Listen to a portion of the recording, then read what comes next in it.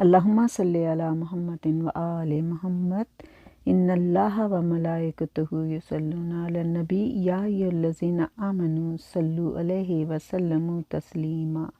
اللہم صلی علی محمد و آل محمد قال اللہ تعالی الذین یحملون العرش ومن حولہ یسبحون بحمد ربہم۔ حق سبحانہ و تعالی سورہ مومنین میں ارشاد فرماتا ہے، وہ ملائکہ جو عرش کو اٹھائے ہیں اور وہ فرشتے جو گرد عرش کے ہمیشہ طواف کرتے ہیں، وہ سب اپنے خدا کی تسبیح و حمد میں مشغول ہیں۔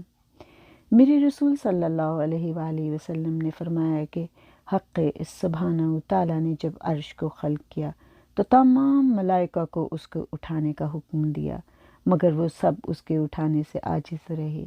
اس وقت جبرائیل علیہ السلام، میکائیل علیہ السلام، اسرافیل علیہ